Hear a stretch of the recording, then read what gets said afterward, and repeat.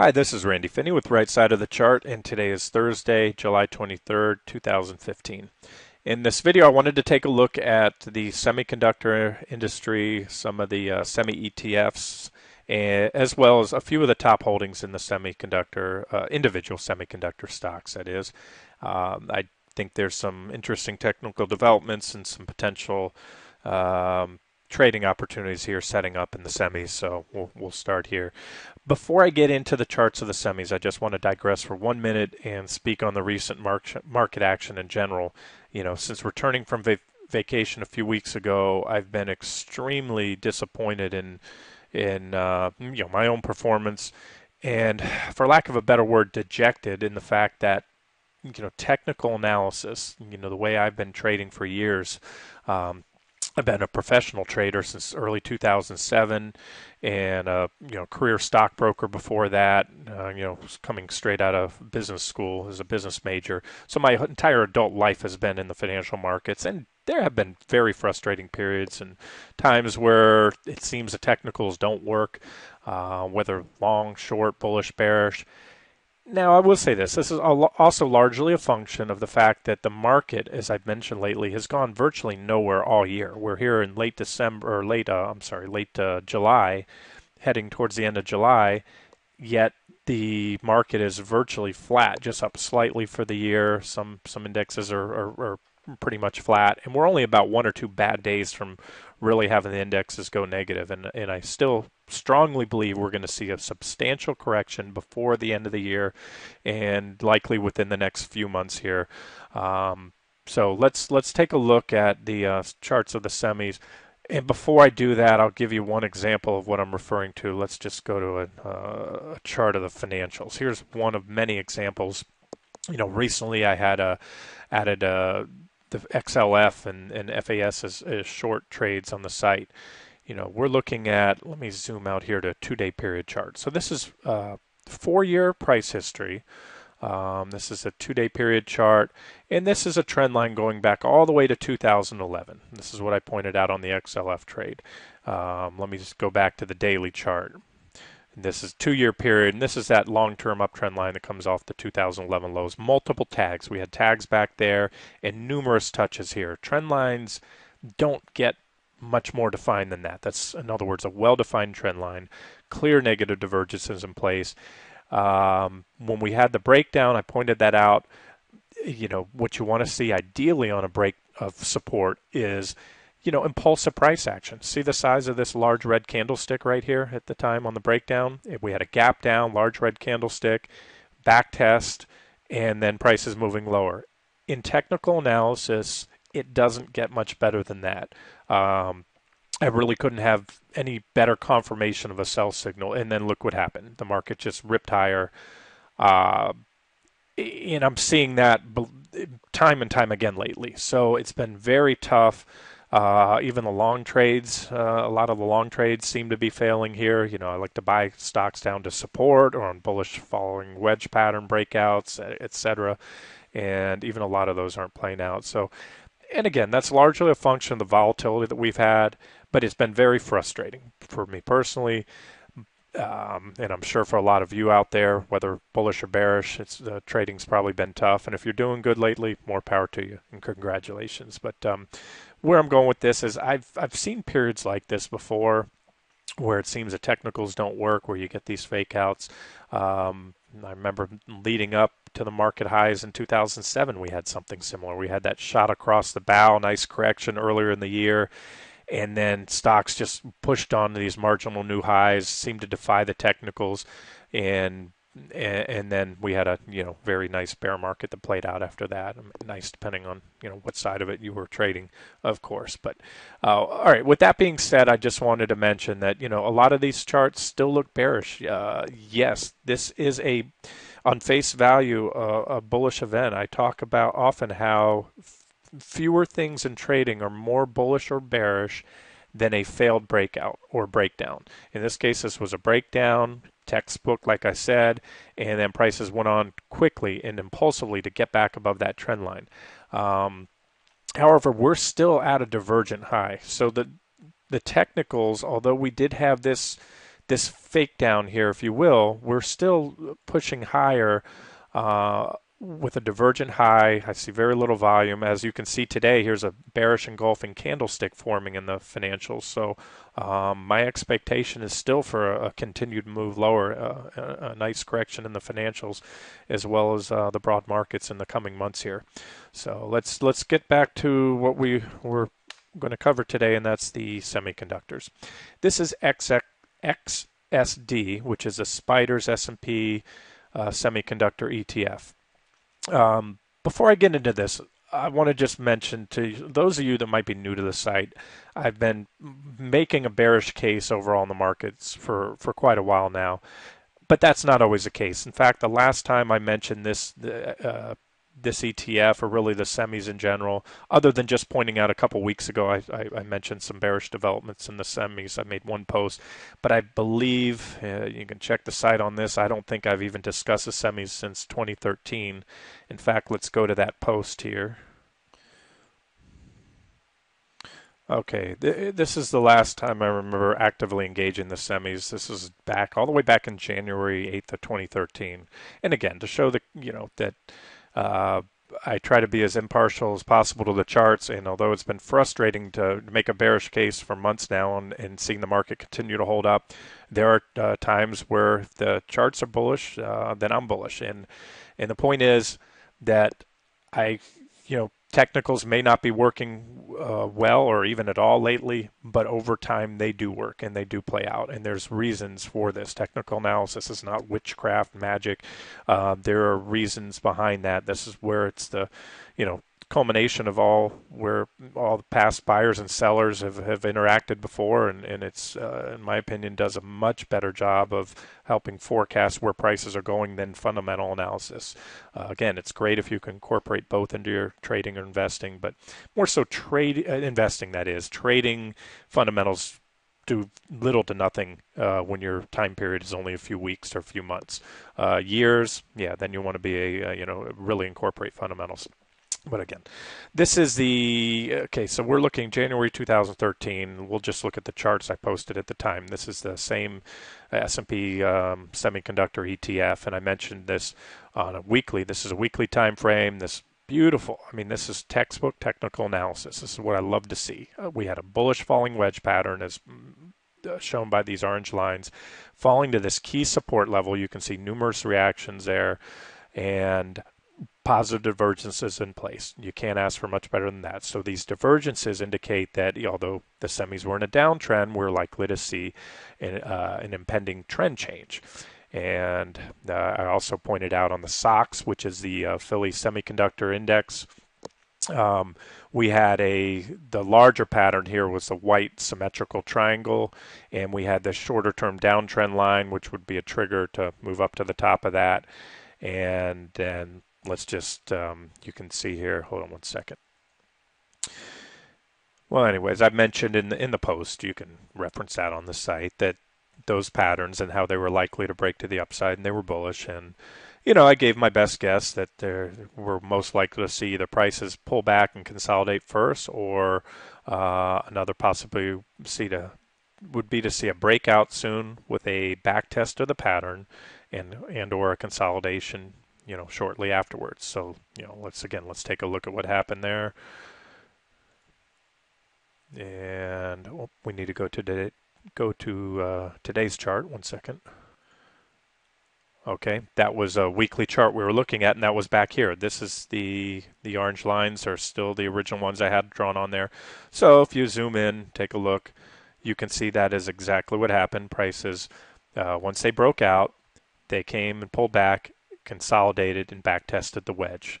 And so my advice in that, or suggestion I should say back in that post was, don't take a full position. You may want to take a partial position and then, give it some room on a pullback or a back test. And as you can see from there, the semis were very strong. So this line I had at the time, that's just a pattern projection. Simple way to do that, measure the widest part of the wedge and add that to the point of the breakout. So what I'm trying to say here is that we have more than met the projection. And if you look at where the if I put the crosshairs and follow the horizontal lines over, you can see there was right at exactly where that pattern had projected. We had prices stall out in a decent correction, and then they powered on.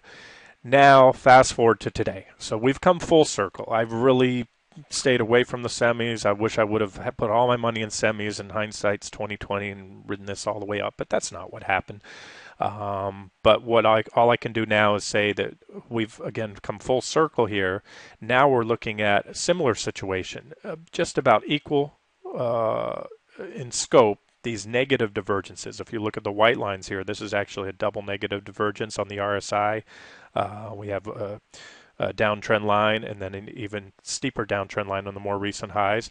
And coincidentally or not, that's about measures the same time period, but roughly the same slope, and of course this is a negative slope downward, that's an upward slope, but similar to what we had here back in 2013. So as bullish as I was back then, I'm as bearish right now, simply because the charts tell me to be. I mean, we've had one heck of a move. We've more than exceeded the measured move on the semis. We're in this ascending price channel. So the trend is unarguably up. This is the primary trend. From this point to here, we've been in a primary uptrend, and we remain in that right now. But let's dig a little deeper into the charts and see how much longer that's likely to last. Again, these weekly negative divergences, although they can take quite a bit of time to play out, they indicate of a very likely impending trend change in the semis. I can put a horizontal support line here. I have some reactions back here. This line was tested from above here, and as you can see, we just hammered off that line. So there is some support we have to get through. And under this horizontal line, of course, we have the bottom of this ascending price channel. And if and when prices break below that, I believe the semis will more than likely be in a new confirmed primary downtrend, and likely we'll have some attractive short trades in the semis. We're getting close. We're not there yet, but we're very close, and that's why I'm doing this video. This is let's go to the daily time frame on the XSD, and you can see this sharp rising wedge pattern. Again, daily time frame, negative divergences in place. Now we've already had one heck of a correction. So again, I wouldn't be shorting here because we're at support. Here's some horizontal support here. If you look on the left, these volume price histogram bars do a great job of telling you this was a thin zone here. That thin zone was filled quickly once that we had a breakdown. And as you can see, zooming in, we've already had a bounce. Today's a strong day. We're up about 2.2%. There's a couple semis that are having a good day today. Remember, it is earnings season, but what I'm looking at here is there may be some more downside after this bounce runs its course. Okay, now let's take a look at one of the other popular liquid ETFs that track the semis. This is the SMH, Market Vectors Semiconductor ETF.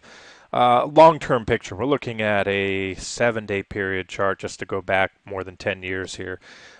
This was a nice, well-defined downtrend line that capped the semis for years, all the way back. We're going back to 2002 here. You can see this reaction high just to the left of the chart, and numerous tags. And once we broke out, that coincided with that breakout I just was pointing out earlier from 2013. So this was a great chance to get long semis. And this run, in my opinion, has more than exceeded. We've had one decent correction at the midpoint there. And of course, we're correcting now. And again, these divergences indicate that, because we have the weekly divergences. Let me just zoom back to a weekly chart here real quick. Okay, that cuts us in a little closer. Negative divergence on the weekly time frame going all the way back to, the middle of 2014. So for about a year now, we've been building negative divergences on the weekly time frame. This is our primary uptrend line. This primary uptrend line comes off the bear market lows, which actually for the semis, they bottomed back in late November, before the rest of the market, which bottomed in March of 2009. So we have numerous reactions, those back in late 08, some reactions here and all along the way. So this orange trend line, which if we zoom in, you can see that we've just currently hammered off of. We see this 200-day moving average, which is the 40-week moving average on this chart. 40-week moving average. You can see that's done a great job of supporting the semis recently, and the semis are now trading clearly below that. This is the third week we're trading below the 40-week moving average. The 40-week moving average is now pointing down for the first time throughout this bull market or at least since the breakout, I should say, in the semis. So a negative slope on that 40-week / 200-day moving average. That's another sell signal. I had this smaller uptrend line here. This also captures quite a few reactions, and that proved to be or made the shape of a rising wedge. I just had to exclude this brief fake down. That's one of these. As I said, this market has been plagued with these. That was a breakdown there, but it did catch this longer-term support line. So again, it looks to me that although we've had a pretty decent correction so far in the semis, and we could bounce for another day, we could bounce for another couple months, but sometime by the end of this year, most likely within the next couple months, 2 to 3 months, we'll see this trend line give way, and that will probably set up some really nice swing short entries in the semiconductor stocks. This is zooming into a 2-day period, meaning every candlestick on this chart is 2 days of price action. This goes back 4 years. This is another trend line that we can see captures a few reactions here. And if you zoom in and look what's happened recently, we actually broke down yesterday, I should say. We're just slightly above that trend line now. So we're watching that. We do have this gap right here, that gap back from the November 3rd gap. That's gaps always act as, or typically act as support, at least on the initial tag. So there's some gap support there. Several reaction highs here, and then we tested it from below. In other words, each of these horizontal lines are support. So what we're looking at, we need to see this trend line give way, and really ideally that gap. Once that gap goes from November 3rd, we're likely going to see that weekly trend line that I just discussed go. And as I say, a weekly trend line, what you need to see is a weekly close, especially in this market. This market, similar to the way an accused is innocent until proven guilty in the legal system. In this market, we're in a primary bull market right now. So when shorting, especially lately, the burden of proof is on the bears. And what you want to see is you want to try to stay away from shorting intra-week breakdowns on a weekly trend line. You want to see a weekly close, ideally 2 closes below. And if you're shorting the semis, keep an eye on everything else. Look at the NASDAQ. Look at the S&P 500. In other words, if the semis break down here, but the NASDAQ is on key support, and you short the semis, the NASDAQ may bounce off that support. So in a perfect world, you want to see not just the semis, but some other key sectors or industries or even the broad indices break down along there with it. So again, negative divergence, clearly divergent high. Yes, that's already played out for correction. Yes, that may be all we're going to see right now. We could get a healthy bounce here. Again, if you're bullish, I always mention this in these charts. I think these are going to break down sooner or later. But if you're nimble and bullish right now in the markets, then you want to buy at support. That's what you do. And this is definitely a pullback to support here. It's just a matter of, in my opinion, if and when that support line is going to crack, which I think it will within the next couple months here. Okay, now we're going to go through just a few of the top components of the semi sector to give us a better feel of the charts and look at some of those individual names. One of the great features, one of my favorite features of this TC2000 charting platform, which I believe is also available in the free stock chart version, same company runs freestockcharts.com, is this related items box. You can pull up related items on any ETF. What it's going to show you here is all the individual components. And what I like to do on that, I set that up with just a few columns. I have the percent change, volume buzz, that tells you if these stocks are trading above or below average volume, and then market capitalization. So what I've done here is when I click on the SMH or any ETF for that fact, it will give me all the components of that ETF, and it will rank them in order of market capitalization. So typically, not always, but typically, the larger the market cap, the higher weighting that ETF will have. So we're looking at the first component here, Intel. So I'll just click on Intel, boom, here's the charts of Intel. I'm going to move this to the side and we'll just go through a few of these top components. Intel, and again, keep in mind, is the largest, by market cap, the largest semiconductor. This chart says a lot to me. We're looking at a few different things here. We'll start with the head and shoulders pattern. This is a pretty clear and what I would call a textbook head and shoulders pattern. There's a few components to a head and shoulders pattern. They're one of the most widely recognized patterns out there because they're easy to distinguish, but I think they're also one of the patterns that's most often incorrectly identified by traders. You need a few things. Number one is symmetry. An ideal head and shoulders pattern will be symmetrical. You can have two shoulders, you can have one shoulder, but what you want to see is the pattern to be roughly symmetrical, meaning the left shoulder and the right shoulder are about equal. They don't have to be exact, but roughly equal in size and distance. You don't want to see a right shoulder that took 9 months to form and a left shoulder that only took 2 months to form. That wouldn't be symmetrical. The neckline, it doesn't matter if it's horizontal or upward or downward sloping. This one's slightly downward sloping, but again, you can see, I don't need to draw that out. There's no need. You can see the head, the left shoulder, and the right shoulder. And if you don't know what a head and shoulders pattern is, just Google it. You'll get many different descriptions and drawings on that.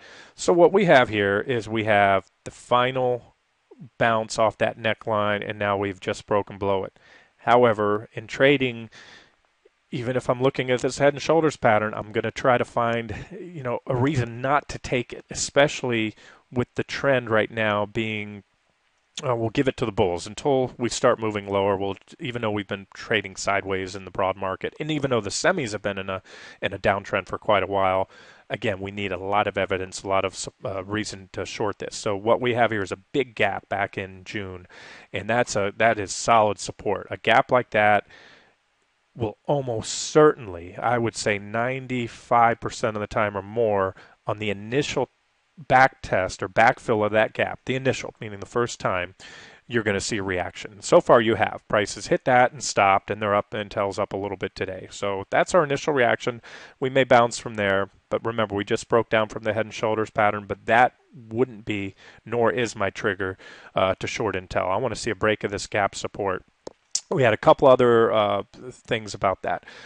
Talking again about validating a head and shoulders pattern. One of the criteria for a head and shoulders pattern is ideally you want to see on the move down off the head as well as the right shoulder, you want to see an increase in volume, above average volume, and that's exactly what we have here. I've highlighted that.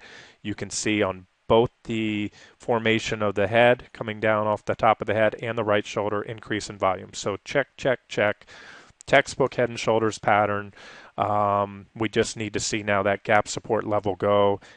And of course, I cannot reiterate this enough, we need to see the semiconductor index breakdown, the SOX, SMH, the XSD. We need to see the semis go, because if Intel breaks down, even being the largest component, and the semis catch a bid and the rest of the sector moves higher, well, birds of a feather flock together. So I really doubt that this head and shoulders pattern will play out to its fullest extent or projected measurement if the semis begin to find support here on this weekly long-term uptrend line and rally substantially from here. So you want to see everything go.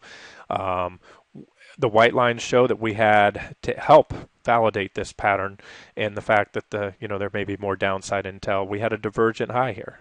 See prices moving higher here while the MACD and the RSI made lower lows. In the case of the MACD, it was roughly an equal high, but that's still negative divergence as long as we don't make a higher high. Prices made a higher high while the MACD didn't.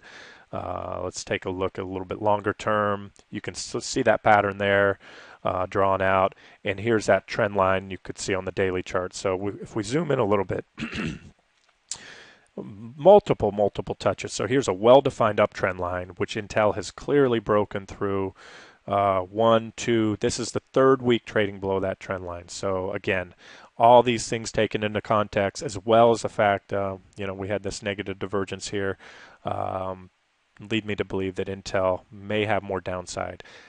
However, one last thing to point out, these are the previous reaction highs from 2012 and 2007. So, this was a breakout right here of Intel. This was almost a double top. This was key resistance up until we took it out, and that's where the stock rallied.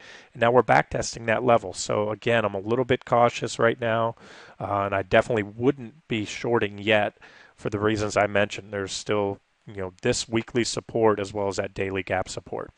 Okay, I've spent a lot of time on Intel. Let's just fly through the rest of these quickly. Okay, the second largest by market cap, at least according to TC2000, they have it at about 100 and almost 119 billion in market cap, is TSM, Taiwan Semi. And again, nice, clean, beautiful uptrend line off the late 2008 lows. So this is our what I call our primary bull market uptrend line, several tags and touches. And as you can see, we're just Taiwan Semi is just clinging to that. We're just above that trend line. We just kissed it. And again, it's the negative divergence here that tells me that this time, or at least in the near future, maybe again, initial tags of a trend line. When I say initial, I don't mean this is the first tag of that trend line. I'm talking in months. The last tag was back in early 2014 right here. So when I say the initial tag, it's been, well over a year before we've touched that line. So you expect a reaction, which we've had so far. And how far it goes, that's hard to say. But it's the fact that we have that negative divergence in place that leads me to believe that this time we might see a solid and sustained break of that. We'll look at the daily chart real quick, see what's there. That's just that trend line coming in. And you can see also on the daily, on a smaller time frame, we had a divergent high on the daily chart. Texas Instrument, TXN, another big one. Here, same story, uptrend line from late 2008 when the semis bottomed, several reactions, and again, we've just bounced off that trend line. So, again, depends what kind of trader you are. If you want to, there's nothing wrong with taking a long here with a stop on a weekly close below that trend line. You may get a bounce that lasts for several weeks or several months, or this bull market and semis may continue on. As I like to say, support is support until broken. So although the divergences in place indicate that support is likely to give way, and if it does, my target on well, I'm just kind of rough eyeballing it. There's some, I haven't fully annotated all these charts. There's support right there, horizontal support coming from back here that we also have to take out. And that would be a nice short. If Texas Instruments does break that uptrend line, we've also broken this support shelf that goes back over here. And that would probably project down to at least those lows right here for the $41 area, maybe a little bit lower from there over time. ASML, I'm still in a weekly time frame as I was just on that previous Texas Instrument chart. Same story. I mean, this is what I talk about, birds of a feather flocking together. I mean, these are the semis, and so far as we've noted here, just about every single one bottomed, on the same week. We're talking right there at the end of the week of November 21st, 2008.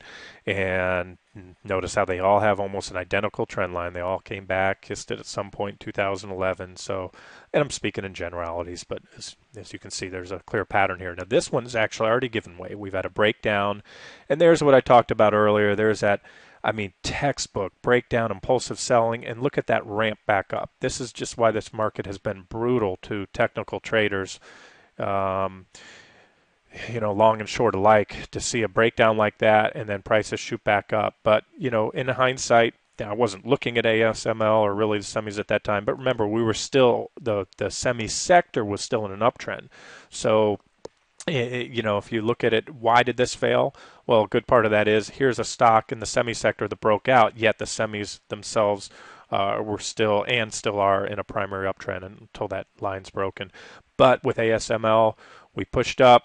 Stock tried to eke out a marginal new high, and then boom, we're back well below that trend line now for several weeks. So that's a bearish chart on ASML. So this one has broken down despite the sector. These would be targets, weekly long-term targets, these horizontal lines. And again, as you can see, very strong divergences on that high. Just as we had, I don't draw it on each of these charts, but these divergences almost always play out. You can draw it there, look at prices making a higher high, and you go down to the RSI as well as the PPO, And this, when you see these multi-month divergences, there's where you get those corrections. And if that doesn't look like much, I always use a log scaling on my chart. Let's try to just tell you how much that was. From the top down to the bottom, that was, if you look at the box on the left, 32%. So that's not a correction. Technically, that's a bear market. Correction's 10% or more, and a bear market is 20% or more. So these are bear markets within a secular bull market, if you will. AVGO, this is a weekly chart. This one I had as a short on the site recently, and I think this one exceeded the suggested stop, but this one's going a lot lower. You know, I'm calling for a 27% drop from the highs. It may be an active trade. I have to check that. Either way, this, again, you can reference this. Just type in this symbol, use that symbol drop-down box, and you'll see the notes on AVGO. So this one, I'm looking for a pullback to this uptrend line, and that would be a 27% drop from the high. What's happening lately? Here's some targets. Stock is sort of eking. It's just moving back and forth between this uptrend line that I have drawn on the daily chart. I had to exclude this false breakdown here, but this one looks to be heading lower over time. Okay, I'm skipping Broadcom, which was the next in line. I'll jump to the, only because the charts are not as clear. ARMH, this one, here's a weekly chart. Again, this is technical analysis 101. Look at this clean uptrend line. Uptrend line broke. The stock, dropped from there. And again, log scaling. This was a substantial drop, and also at the very least dead money for months or almost a year on that stock. And here's our next uptrend line, which we just kissed off of. If you have to zoom in a little here, you can see we've hammered off that uptrend line.